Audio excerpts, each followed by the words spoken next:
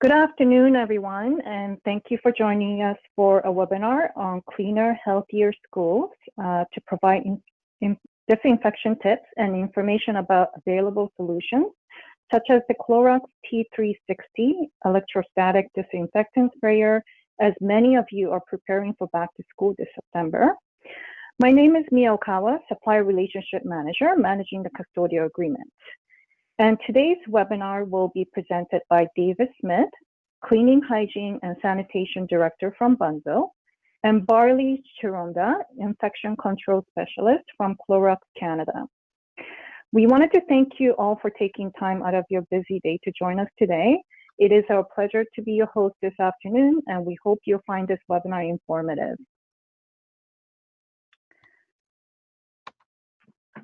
So before we get started with today's webinar, I would like to go through a few housekeeping points. We expect this webinar to run for approximately 30 to 40 minutes. And during the webinar, all participants will be placed on mute in order to minimize background noise. So if you have any questions at any point during the webinar, please submit them by using the question box within this webinar platform. We will be responding to your questions towards the end of today's webinar. And finally, after this webinar, the presentation deck as well as the recording of this webinar will be made available on our website. At this point, I would like to turn the presentation over to David. Good morning, everybody, and thank you, Mee, for having us here today.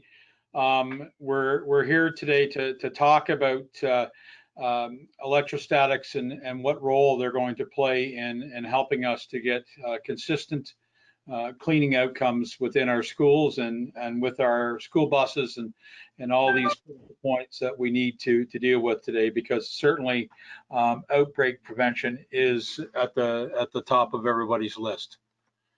Let's talk a little bit about what the T360 is and how it works in sort of in a layman's terms. It essentially gives a negative charge to the particles or to the chemistry, and it sends it to the surface with a force greater than gravity, wrapping around the surface and ultimately covering the surface completely. And again, on a consistent level. Part of the thing in dealing with electrostatics is the charge density, and it's very important to know that. And Clorox, the technology and the science behind it is far superior to some of the other, shall we say, electrostatics that are being promoted in the marketplace. And so that's a critical piece. You need to get the chemistry to the surface. Part of the benefits that we see certainly are with electrostatics is that it can cover a huge amount of space in a period of time. And the analogy I always use is we could all be in a boardroom or a classroom and cleaning with frontline disinfectant and a microfiber, and we could clean all day and not touch all the surfaces. But in a little over a minute, you can do an entire 600 square foot classroom very effectively in getting chemistry to all those spots that traditionally we wouldn't be able to get with doing our traditional touch point cleaning. And again, it's a tool in the toolbox. It can be used to sanitize, and as well, it can be used to disinfect. One of the other benefits too is certainly the amount of square footage we cover and how little chemistry it actually uses. The numbers that I've played out in the field is that they usually uses about 70% less chemistry than a traditional methodology of working from a bucket or a bottle and a flip cap, all those things. And actually the square footage we're getting with a targeted approach is probably closer to 22,000 square feet per hour. So a highly effective tool to get the chemistry there when it's paired with the right chemistry. So we've talked a little bit about what it is. Now let's talk about what it isn't, because there's a number of misconceptions out there, and I want to bring some clarity to that. So an electrostatic, a true electrostatic disinfecting unit is not a mister, and there are several models of misters on the marketplace. It's not an atomizer in any way, as rudimentary as you know, using a spray bottle and disinfectant. That's something from an airborne standpoint, we just can't do. It's not a fogger, and I've had a lot of work in my career using foggers early on in the pest control side of things. And again, all these things have enormous size droplets that you can't control. So when you're wetting surfaces, it creates a whole other set of issues and concerns. And if you do it repeatedly, which is what we're going to have to do in our new order, you run the risk of damaging surfaces. And this is where electrostatics really show their value. And again, not a traditional pump tank or compression type sprayer, something that you would see at your local hardware store. It's nothing that, because again, we can't control the size of droplets. And again, many systems claim to be electrostatic technology, but they do not deliver a sufficient charge density. And I've written a couple of articles for the national trade magazines on this very subject. And it's key that you understand what is the charge density of that unit that you're applying the particular chemistry with. That's critical because you could be really making work for yourself. This is a slide that I think is highly effective, and it really shows the strength of Clorox's wraparound and 360 coverage. You see that in using the UV coatings with the T360, you're getting everything. With some of the cordless, the lithium ion based electrostatics, which have very low charge density, again, you're just not getting it to all the surface. And then pump sprayers and trigger sprayers. So you can see as we work on down the line that there's some concerns there in getting it. You need to get a small droplet and one that consistently covers all the surface to effectively let the chemistry do its work.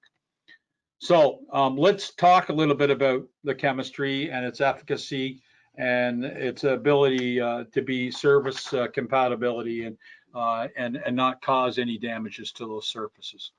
So T360, getting back to some things when people initially see it, because Clorox is a really strong brand and a really strong name that is synonymous with sodium hypochlorite and with those type of products, but there is no sodium hypochlorite of any kind in our formulation of the T360 chemistry.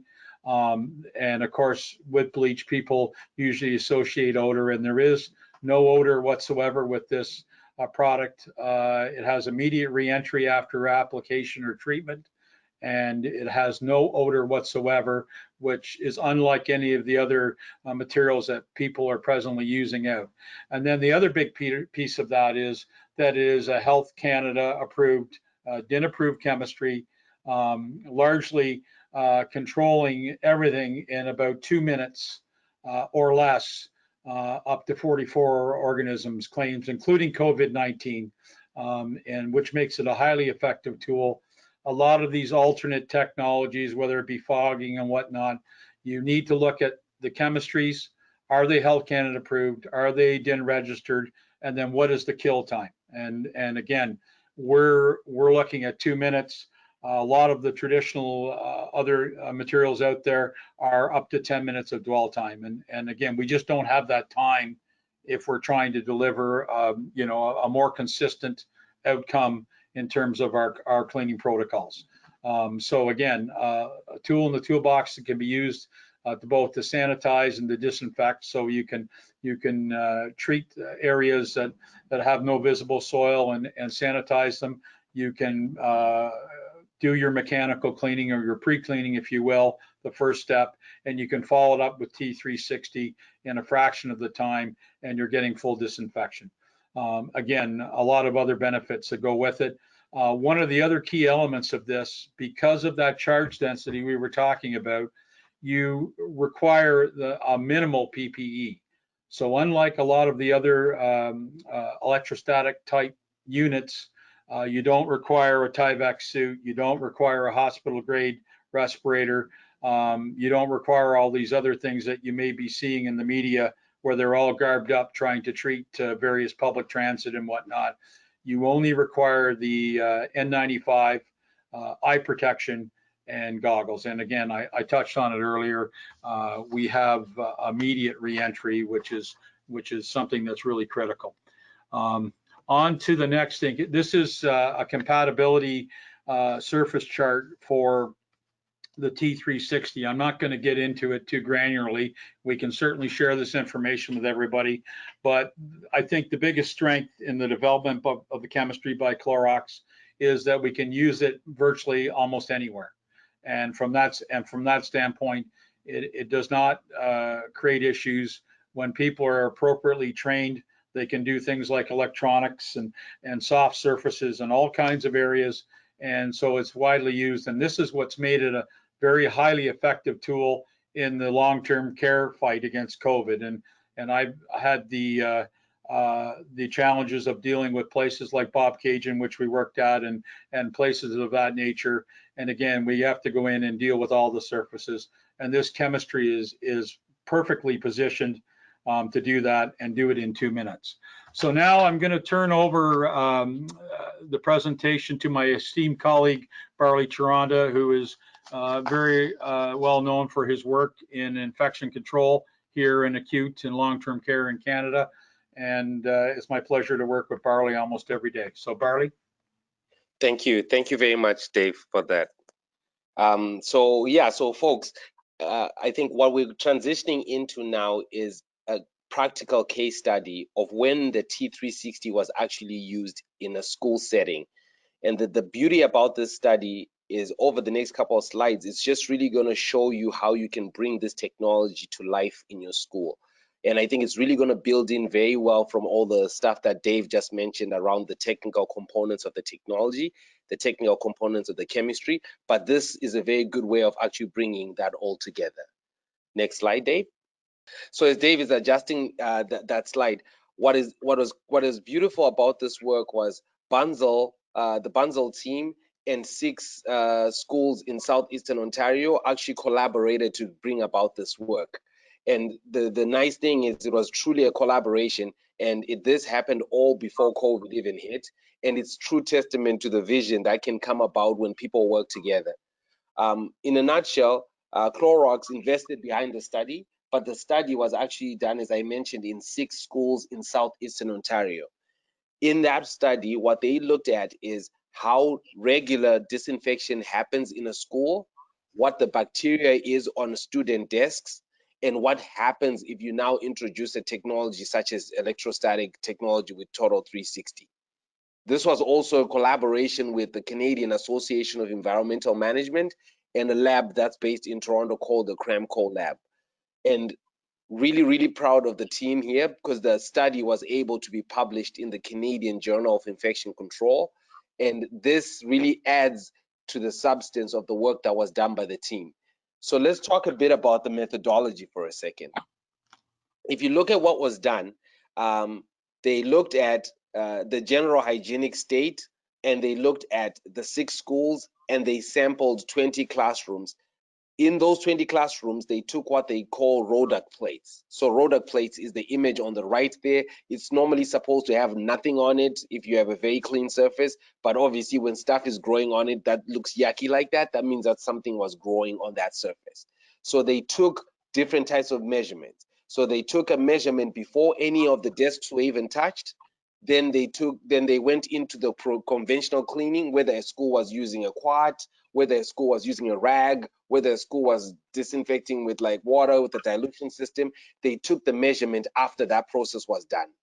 Then they introduced the Total 360 and took another measurement after the Total 360 was done. So what that study then set out to look at is definitely what happened, what is growing on a desk before, then you do an action, then what is growing after that action, and then you introduce the T360, and then you look at the action after. So with all that, the step 3 was just they ended up doing a whole bunch of statistical analysis.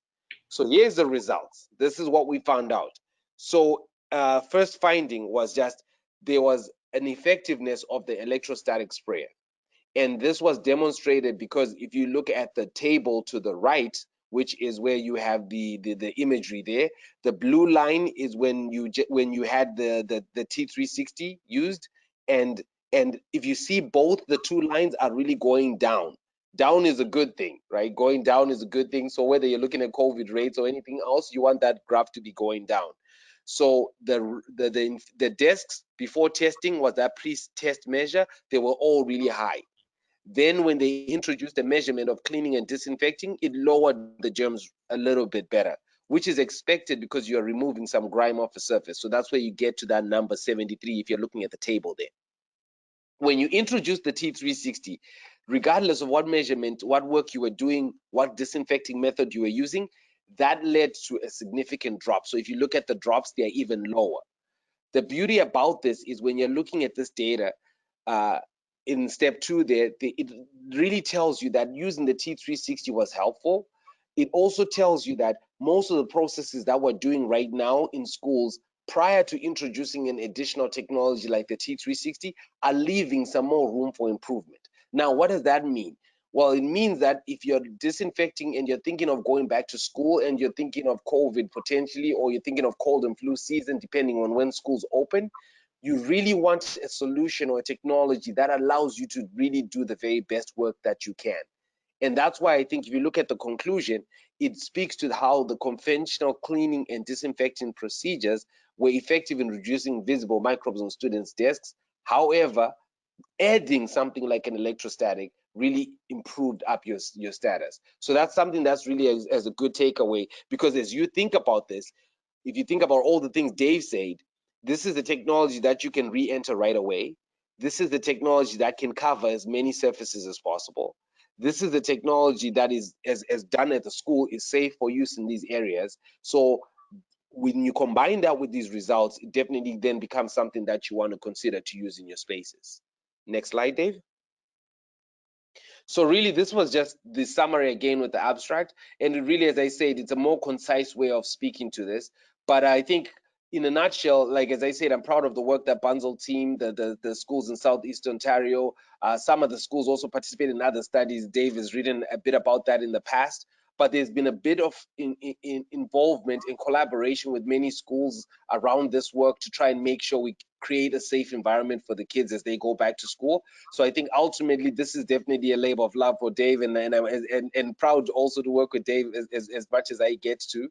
And I think seeing this study come to life is just verification of what this device can do. So please feel free to submit any questions you have in regards to today's presentation, or any questions to the T360 sprayer that's being presented today. So the first question is, when using the machine, how far away from objects would you need to stand? And are masks preferred when using the machine? Yes, I'm happy to answer that. So very good question. As I touched on briefly, the PPE required to operate the machine inside is an N95 mask, or a P95 for that matter, and as well eye protection. And we're recommending gloves always, not that they're necessary, but we recommend the use of them in conjunction with the machine. In terms of being standing away, the cone of the electrostatic will reach up to about 12 to 15 feet, but ideally we never work any closer than about 3 feet, and that's the magic number for our electronics. And that's the key part of the training, is to show people how to properly apply in a very constructive, regimental manner of covering an area, if you will, from 3 feet away, and then ultimately getting very consistent results, and thus not damaging the surface or over wetting the surface. So that's always a key element. Barry, did you want to add anything there? No, I think you covered it really well in terms of the distance, definitely, and in terms of the process, absolutely. Okay, thank you. Now we'll move on to the next question, which is, what is the current back order status on the T360, if any? Well, I can speak to that. The good news is that because of our strong partners at Clorox, they've been working morning, noon, and night to help the supply chain into Canada. So we presently have machines in stock We do have a lot of school boards that have made commitments that want equipment and material here in August to be geared up and trained and ready to go for September. But we do have stock of both machines and chemistry presently here in Canada. And as I say, our partners at Clorox are doing a good job to keep us supplied through this challenging time. Okay. The next question is, do you have to do a water rinse on food surfaces and drinking fountains after using the system? Okay, very, very good question. So from that standpoint, the chemistry itself is like every hospital grade disinfectant. If you were to use it into a food prep area, you would be required to rinse with potable or potable water, as any Health Canada recommendation would work. It works very well in serveries and things of that nature, but you just quite frankly can't have food out while that's happening. And then you would be required, like it is with any hospital grade DIN approved disinfectant, you would have to rinse that afterwards. But that's not required in the classrooms and common areas and the very vast area of a school that we would do, nor would it be required in a school bus, which is my own personal campaign that I've been on for 25 years. I think, unfortunately, it's taken this event of this magnitude, but people are now focused on school buses, which I think, quite frankly, have been lacking in their cleaning and sanitation for a number of years. So I'm very excited. I saw some paperwork last week that's suggesting that the province is telling everybody they're going to need to use an electrostatic on the buses daily, which I think is just fantastic. And can I just add something to that? I think Dave, phenomenal. Yeah, actually, you bring a good point even on things like the school buses. One thing I was just going to add also is on that food safe component. We are at Clorox continuously looking at, hey, you've got a tool here, and we see it like a Swiss Army knife. So the thinking at Clorox is, what other chemistries can we add to help you? And one of the things that's been loud and clear from people that run daycares and deli areas and food prep areas is they would like something that is food safe. So at Clorox, we are working on a chemistry that will be able to accomplish that. And at the present moment, we're looking at seeing it come sometime in the new year, as in next year. But the point out of that is we continuously take feedback on what people need to be able to pump through the device. And we've got research and development that's ongoing to try and make sure we get an ability to cater to some of those needs. So from like wanting to do things like bed bugs, stuff like that is coming down the line. There's a lot of creativity and a lot of asks that continue to come from customers such as yourselves. So we'll continue to take those things in and figure out what can we do as well. But as for the food safe, Dave's point is valid. You definitely want to rinse it like any other disinfectant, but we will be looking at down the line getting food safe, that chemistry that can go through the device. And if I could just add to that, Barley, one of the beautiful things about this is all that chemistry will fit into the same delivery system, the same T360 platform. We've already done it earlier this year with a C. diff product called Spore Defense, which is very exciting and is changing the game in acute hospitals. So Clorox are committed to helping us give that chemistry, and it's my pleasure to get to work on some of these projects like bed bugs and some of these other areas, so that we have the practical learnings to put it into application when we do get the chemistry. So there's some great things to come. Okay, thank you. And the next question is related to frequency of use. So the question is, how often should we use it in the schools? Well, great question. Again, I'll answer it this way. There is an appendix on this presentation, which is been a result of some work that I've done with the Limestone District School Board for the past 2.5 years. Again, their people with Dave Fowler had the vision to try to reduce absenteeism in one of the challenging schools where they had it in kindergartens, and very large by Eastern Ontario standards, and a lot of people, quite frankly, were off with absenteeism. So they looked to reinvent themselves in how they were approaching, and they were using T360 on a nightly basis. And there's also a US study available on K to 12. And the reality is that we're seeing a reduction in absenteeism by anywhere from 15 to 50% in some of these studies. That was using the technology once a day at the end of the day. I think, quite frankly, common sense applies here. You're looking at where you are in your particular facility. So as an example, in Bunzl facilities right now, because of the nature and return to work, we're using the technology twice a day in our particular facility. But if it would be a targeted goal to use it once, in addition to all the touch point cleaning and the traditional things that the custodians are doing and we're reinforcing. And I think, certainly everybody else in the building has a role to play in that, whether it be their own personal spaces, which they work and are responsible for. And the other piece of that is and that's huge, is hand hygiene and the roles that, that we play in getting the students to comply with that and all the other various measures. So I think you have to look at each situation on a one-on-one basis, but ideally in education, if we're getting it done once a day, that's a good starting point.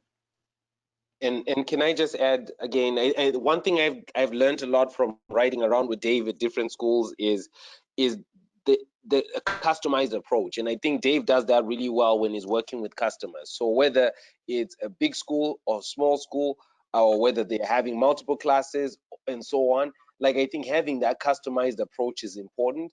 And I think it's going to be even more important, especially with the different range of options that are being proposed as far as opening schools, right? Because we're not really clear on what's going to happen now. Are people going to be coming partial classes? Are we having, regardless, we don't know the full solution. So that's why I think engaging Bunzl and people like Dave is going to be very helpful to come up with a protocol that works for your setting.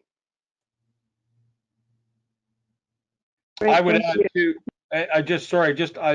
something to think about. This is our work in electrostatics is not something knee-jerk to COVID-19 or the present situation. We've been working with this technology for over 8 years in Canada now, and in a whole bunch of different sectors and spaces. So I can tell you that we probably have 40 school boards in the province of Ontario that have been using the electrostatic technology now for a number of years. And so it's not new, but certainly with the heightened awareness around how we're going to clean our buildings, how are we going to get consistent outcomes, it's gained a lot of attention. Thank you. There are a couple of questions that's related to PPE, so I'm going to come back. Yeah, I think we lost me, but I think she was speaking to some PPE related things. So Dave, maybe you could speak again. I've got the questions up here, Barley. So if it's okay, I'll go. So it's good. Let's do it. The question is, you've noted 2 minutes kill time when a desk is sprayed. What's the dry time? Well, it's actually a little bit by the training and the methodology we use to treat the space. It stays on the surface for a little over 2 minutes, and then it's dry to the touch. At 30 to 50 microns, which is all about that consistent droplet size that the charge density I was talking about delivers. When it does that, it's actually smaller than a human hair.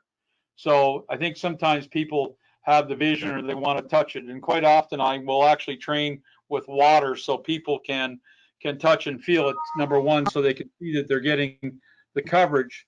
But number two, what does it look like on the surface, and when is it dry? And so why I have a tendency to be too passionate about things. So after I'm done talking about it way too much, over 2 minutes, they come over and they touch the surface and it's dry. And we can get the similar approach on glass and clear surfaces. The comment I always make, if the glass is clean before, it'll be clean afterwards.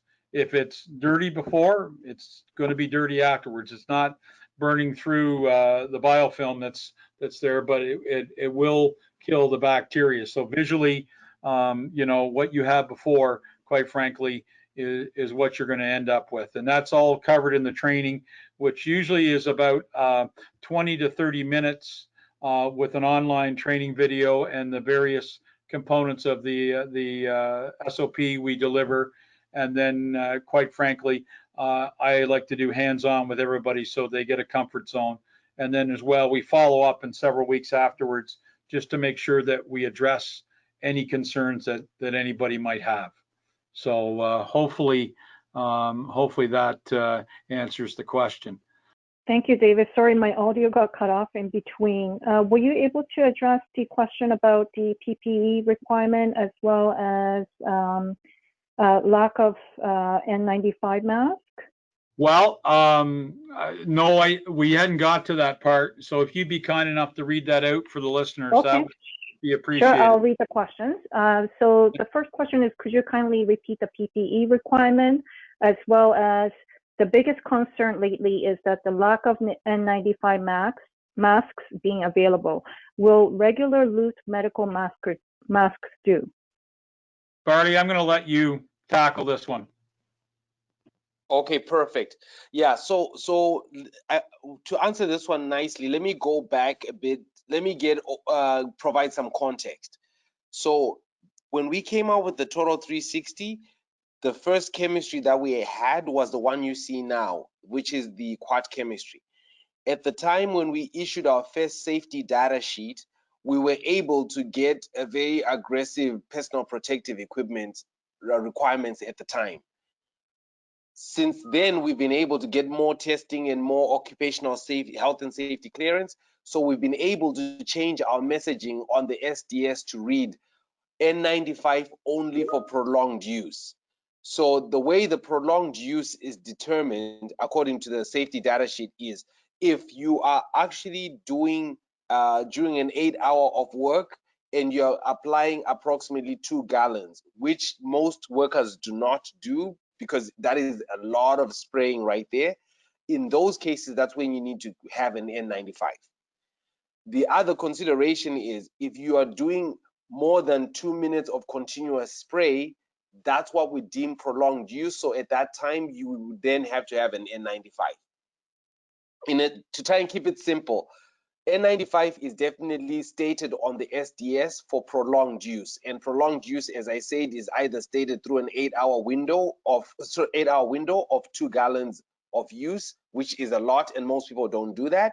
And the other, the shorter calculation is if you're spraying at 2 minutes continuous, which most people don't do that because most times it's a minute, and then you have to now change task or so on and so on. So from that perspective, when you look at your N95, the concern that people are having are definitely right. There is challenges to get N95s because of the shortages. You see it in the news, you see it everywhere. So it makes a lot of sense. So what will need to happen again is, as you're deciding on your protocol, similar to you deciding where to use the device, engaging Clorox, Bunzl would be a key exercise, because then we can work with you to try and see whether you're falling below or above that prolonged use. And then we can work to see how you can circumvent some of these challenges that you might be facing with N95. And what I would add to that, Barley, is because of my work with the government and CBSA and some things, I have been able to keep a small pipeline of N95s going. So quite frankly, when they are critical and it's part of our commitment to the program, I've been able to keep enough N95s going so that people can utilize the technology, based on what their needs are. So we're working with our clients to work on that where they're actually needed. And I think I think the other part of that question was, what was the PPE again? Again, just to reinforce it, N95, eye protection goggles, and we're recommending the use of gloves. Okay, thank you, David. So the next question is, do you have to do conventional cleaning first to see the benefits of the Clorox system?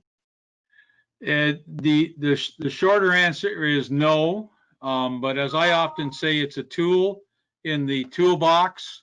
How we want to use this tool based on what our needs are for that particular application and what we're doing.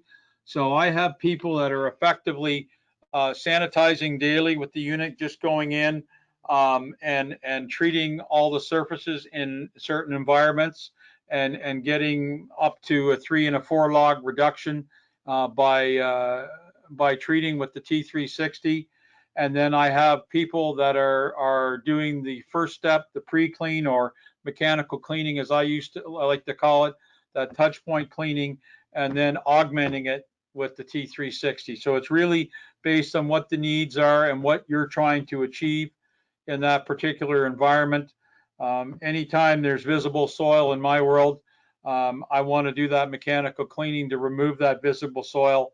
And then I have a clean surface that I can, in fact, apply disinfectant to and get the appropriate kills that I'm looking for. So it's a great tool that can be used both ways. And again, we have data, and I've spent the last 5 to 6 years building Canadian data, because that's usually people's first question: who's using it, where are they using it, and quite frankly, prove to me that it works. So a lot of the work that Barley outlined in the school board study, and then we have it in other sectors, as well as with the limestone appendix, we've gone in and tested, and we're getting consistent drop in the bacteria loads with the T360.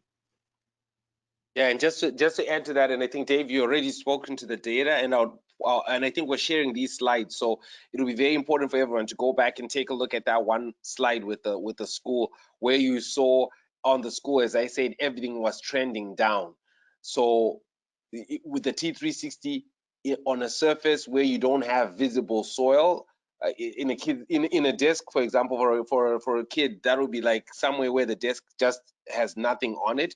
But if there is gunk, goo, gum, and stuff like that, then that might not work, because you obviously are not getting below that dirt that's on the surface. But when you are actually having a visibly clear surface, using the T360 is a very, very good addition, and especially in school settings, because you can never trust or know where people will touch.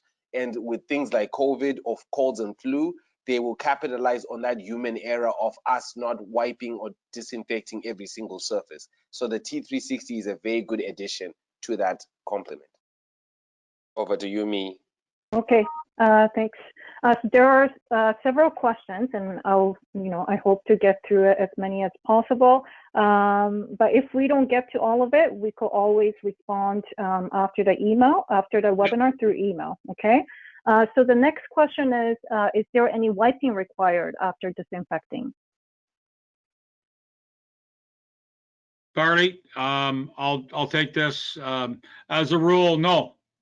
There's no wiping required unless we're into a food preparation area, which when a school involved in a school, that doesn't usually come into play. So from that standpoint, there's no wiping, and there's been no residual issues. I use the example of Queen's University. We've been using the technology there for over 8 years. They were really our guinea pigs and working with them initially, and a lot of very expensive, very old surfaces, things of that nature. So I've been watching it very closely over the last number of years, and I'm just not experiencing any issues residually that would require additional wiping or cleaning. Thank you, David. I'm just going to combine a couple of questions because it's related to the disinfecting process. So one question is there a video of the disinfecting process? And the next question is, how long is the training? Yes, there are a number of videos. In fact, if you Google Clorox T360, you will get a number of frontline videos that have been produced around the technology, and there are several, I believe, that are focused on education in that grouping. And then the training roughly is about a half hour from a classroom perspective, and depending on how many I'm doing, usually takes about a half hour or 40 minutes afterwards to make sure everybody gets hands-on with the equipment and gets comfortable with it. It's quite, once you see the videos, you'll see it's very simple, but it's a matter of clearly giving people understanding of it so they get comfortable. And again, that's when the additional follow-up comes into play if it's required. Okay, thank you. And the next question is, what about papers on surfaces, like teachers leave on their desk? Should we tell them to put everything away off their desks prior to using Clorox T360? Very good question. And I'll use my analogies that come out of long-term care, because we've been really fighting that COVID battle there. Usually what we ask, and it's all, as I call it, in the spirit of cooperation, we ask people to put away any kind of personal care items that they may have in their space that we're going to treat. And so from that standpoint, if they put those away, and in long-term care, it could be a toothbrush, it could be something that's special or unique to the resident. They put those things away before retreat, and that would apply to a teacher's desk, things of that nature. They can put them away, but there's no issues in treating the paper because of the size of the droplet and the way that we train. We might move a paper a little bit on the desk, if you will, which we've done in process before, but it sits there and it dries, and it does not constitute any kind of problem. So really effective tool to use in those areas, and it won't cause any problems on the paper. But again, common sense has to apply, and we say, anything that's sort of a personal care type item, we ask that goes away. And I think once people understand what you're doing, and you communicate with them, the importance of this step that you've introduced into their cleaning protocols, they're very receptive and cooperative, and they're quite, I know in the case of the limestone study, there was lots of questions in the beginning, but once everybody understood what we were doing there and why we were there, they totally embraced it, and it gives them total peace of mind, right? And that's a lot of what we're doing. Thanks, Dave. There are a couple of questions that we have that's related to allergic reaction. So the first question is, we have a staff member that is allergic to Clorox.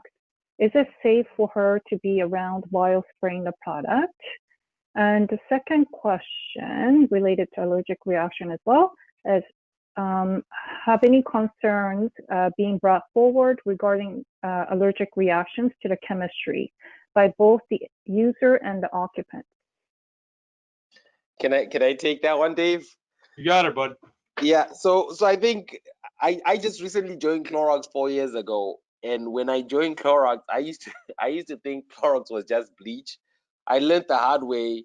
Well, not the hard way, but I learned in an interesting way when I was in the interview that we make more than just bleach. So we have Brita, for example, that has water filtration.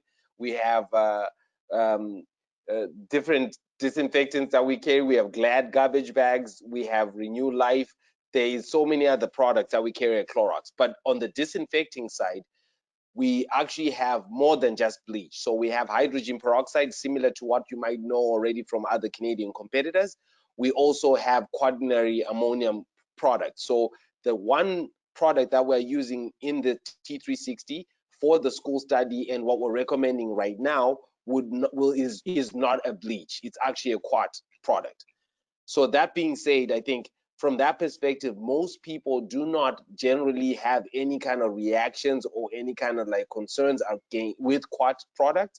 Most likely at that school where there's a concern, they're probably using a quat product to begin with.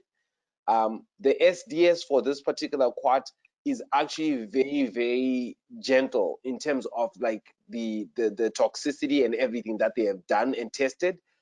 So from any historical complaints, we have not had any kind of people that had allergies to this particular product, because once again, we chose the quat because we felt that this quat can be used in so many areas.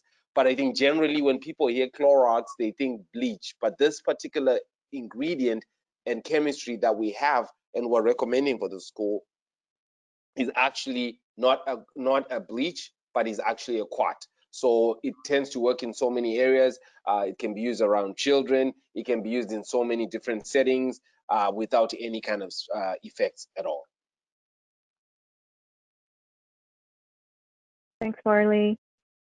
Okay, there are a few questions in regards to how safe it is in terms of the chemicals. So I'm gonna go through a couple of questions, and Barley, you might be able to answer these questions.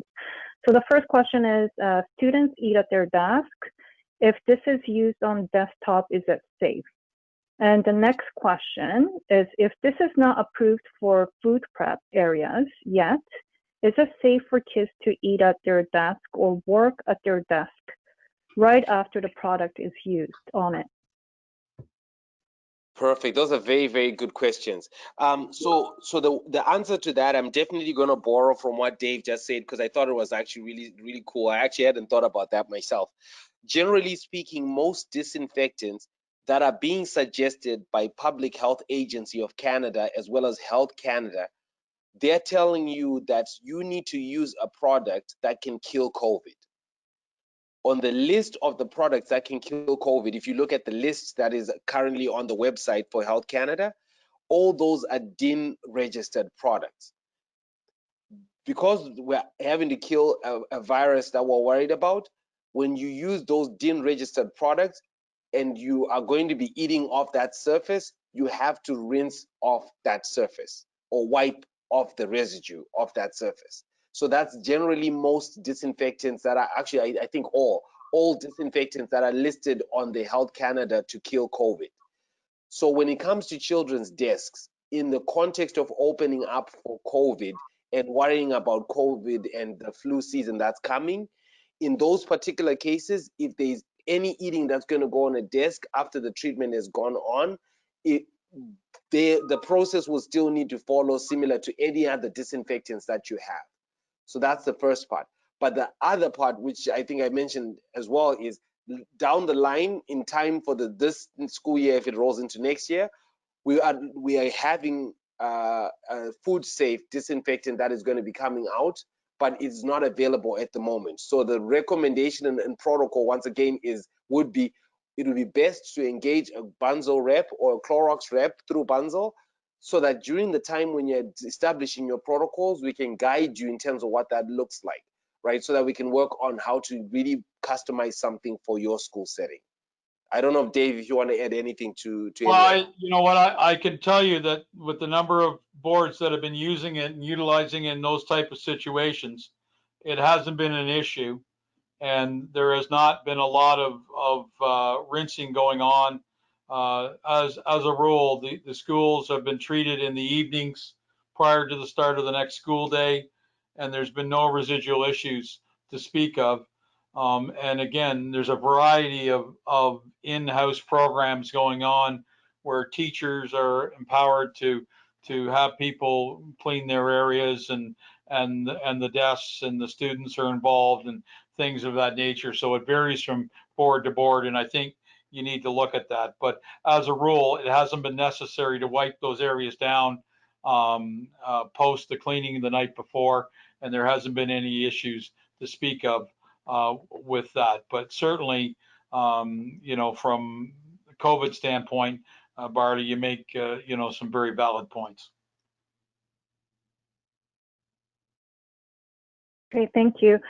So there was one more question related to that same topic. The question was, kids will be eating lunch in their classrooms. Do desktops require water rinsing, as desktops may come into contact with food? I'm assuming that based on your response, water rinsing is not required?